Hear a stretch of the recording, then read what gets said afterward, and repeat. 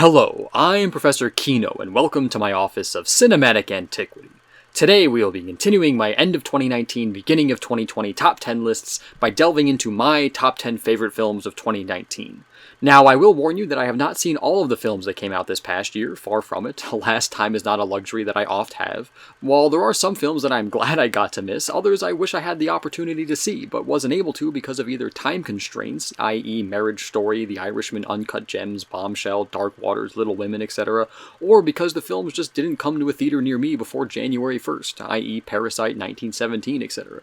And I make it a point to only include films that I ended up seeing before New Year's to give the list some sort of cutoff point. So alas, sacrifices have to be made. Will I find films that came out in 2019 that I like more than some that I've placed on this list? Maybe, probably, but this is my top 10 favorite films of 2019 of the films I've seen before the end of 2019. Overall, I saw between 50 and 60 of the films that came out this past year, and while I didn't get a chance to review every single one of them, i.e. Jumanji 2, The Aeronauts, Queen and Slim, Long Shot, Booksmart, etc., I did get around to talking about all 10 films on this list, so if you want to see my in-depth thoughts on them, feel free to follow the links in the description.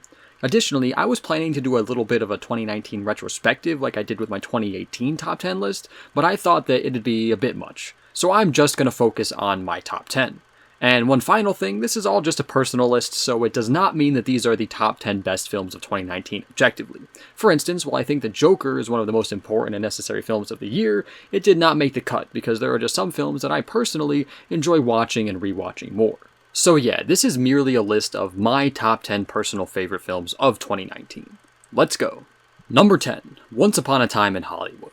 I always love me some Tarantino. Reservoir Dogs, Pulp Fiction, Django Unchained, all of them. His dialogue is consistently sharp, his stories are consistently unique, and his films are always entertaining, and Once Upon a Time in Hollywood is no exception. It features two amazing performances from Leonardo DiCaprio and Brad Pitt, it has characteristically intelligent and engaging dialogue, and the film is unique and unexpected, and so worth the finale. However, while it can be slow, I have now seen the film 3 times, and I still find myself engaged through its entirety. While it's not my favorite of Tarantino's work, it is one of his most unique and personal, and there is something endearing and exciting about that. Plus, its killer 60s soundtrack has now been cemented into my 60s playlist, and it's all the better for it. Number 9, Knives Out. I was intrigued by this film when I first heard about it a year or so ago, although I believe I only heard about it right after I made my 2019 top 10 most anticipated film list. I'm always a fan of a good mystery, being a rather large Sherlock Holmes and Agatha Christie fan myself, so I'm always excited to see a new and fresh one. And new and fresh Knives Out definitely is. While its setup and conclusion are rather typical for a whodunit film, its execution, presentation, and core are so unique and clever and unexpected that it blew me away. And it is all brought home by some stellar performances from its spectacular ensemble cast. I loved it, and I can't wait to see it again and show everyone that I know, although I do think that it will lose a little bit of its luster on repeat viewings because the twists really do make the experience, and knowing them going in might make it a little less engaging, hence its higher placement on my list. Number 8, Dr. Sleep. Making smart, unique, and fresh horror can be difficult. Thankfully, however, we are in a bit of a renaissance of the genre, and Dr. Sleep does not disappoint on these fronts. Director Mike Flanagan had huge expectations on his shoulders going into the project. He needed to adapt the Dr. Sleep book, make a sequel to The Shining movie, and make a sequel to The Shining book, the latter two of which are quite different. And amazing as it might sound, Flanagan pulled it off wonderfully. Not only that, he also managed to add in some of his own magic while he was at it, which is worthwhile in and of itself, as seen through his work on The Haunting of Hill House and the like. The result is a horror film that I fully believe will not only stand the test of time, but will join Kubrick's The Shining as a worthwhile and admirable second chapter to the story, and it will be totally worth a double feature. Number 7, Spider-Man Far From Home. If you told me a few years ago that the follow-up film to the biggest film in the biggest blockbuster franchise would be great as well, I wouldn't have believed it. But here we are. Hot off the trail of the rather conclusive Avengers Endgame, Spider-Man Far From Home continued the MCU wonderfully, gave us a wonderful performance from Jake Gyllenhaal, my favorite actor, as Mysterio, my favorite comic book villain. Maybe there was a slight bias on my list because of these two facts, but whatever. And seamlessly set up the future of the always intriguing MCU franchise that made me excited for the next phases that Kevin Feige and company have in the works, and I couldn't be happier.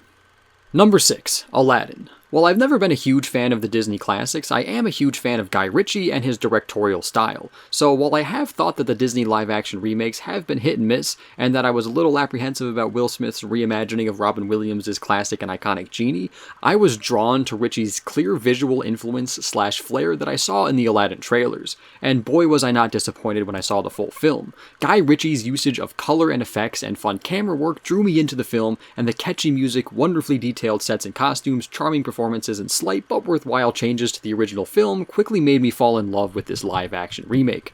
I have now seen it a multitude of times, and despite that, it still never gets old. I love it.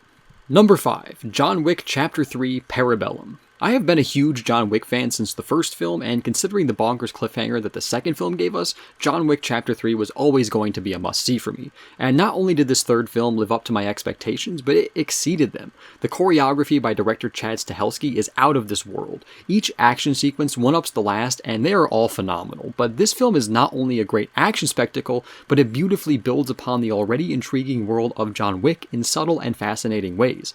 And it sets up an even more explosive fourth chapter. All in all, this film just solidified the John Wick films as one of the best action franchises of all time. Number 4. Ford v Ferrari. I never would have thought that a biopic about racing, something that I don't have much interest if any in, would entrance me so thoroughly, but here we are. Thanks to some outstanding direction from James Mangold, some extremely engaging race sequences that make you feel the speed and power of the cars on screen, and 2 stellar performances from its leading men, Matt Damon and Christian Bale, Ford v Ferrari quickly sped its way to my top 10 list. I was floored by it, and I can't wait for the day when it releases on Blu-ray and I am able to pick up a copy of my own to show it to all of my friends and family. Yes, I think it's so good that anyone and everyone should see it. Number 3. Avengers Endgame. It's amazing to think that the biggest movie event in history, i.e. the final chapter in a 22-film saga that spanned about 1 decade, would not only be good, but spectacular, is something truly mind-boggling. Endgame did everything it promised and more. It concluded this first era of the MCU in a creative, brilliant, surprising, and emotional way. Kevin Feige and company stuck the landing. It's a milestone cinematic achievement that I feel lucky to have been able to witness and experience firsthand. Number 2. Alita Battle Angel. While this was a bit of a wild card going into the year for me, the more I watch Alita, the more in love with it and her I guess I become. While the story isn't wholly new and the dialogue and plot can get a tad ridiculous and corny at times, there is just something so charming and endearing about it all. The world, the characters, the action, the mythos, everything. And I can't thank this film enough for introducing me to a fantastic, unique, and creative manga series that I never would have picked up or read had it not been for this movie. Alita Battle Angel is simply one of the most fun passion projects I've seen in a long time. The love and care that Robert Rodriguez and James Cameron put into every frame of the project is clear, and their excitement and enthusiasm just radiate off the screen, and I felt it, and I can't thank them enough for letting me into their minds and imaginations. Number 1. Rocketman. Dexter Fletcher came onto my radar back in 2018 when I saw him in an admittedly guilty pleasure film called Terminal. At that point, I had no clue he was also a director, but since then, it has come to my attention that he was the initial creative mind behind the 2018 hit Bohemian Rhapsody. While he didn't get to move forward with that project as its director, it did open the way for him to move forward with his own musical biopic, Rocketman. And I am so glad he did, because he put his all into this film. It is flashy, creative, visually striking, and simply speaking, phenomenal. While I dug Bohemian Rhapsody, I find Rocketman to be a much better film. While Bohemian Rhapsody is a great celebration of Queen and Freddie Mercury, Rocketman is that for Elton John, and a wonderful dissection and analysis of the man behind the myth. The way that the film is presented as Elton retelling his story, slowly stripping away pieces of his extravagant costume little by little to get to the man underneath, was such a perfect way to frame this flick. And the way that the musical sequences were shot and presented were purely artistic, inspired, and wholly unique and creative. Fletcher clearly loves Elton John and his music, and every frame of this film is proof of that. And I wasn't even that big of an Elton fan going into Rocketman, but you can bet yourself that I am now. I loved this film when I first saw it, and have only grown to love it more on repeat viewings. And not to mention, I have been listening to Elton John music on repeat for months, and I am nowhere close to being tired of it. Plus, as a little extra excitement for me, Dexter Fletcher has now signed on to direct the 3rd installment of the Robert Downey Jr. Sherlock Holmes films, and since I adore the first 2 and now love Dexter Fletcher, I couldn't be more excited. So there you have it, my personal top 10 favorite films of 2019. If you want, please share your top 10 list in the comments section down below. I'm curious to know what all of you thought of the film selection this past year. All that I ask is that everyone be respectful to each other, and remember that everyone has different tastes and looks for different things in entertainment.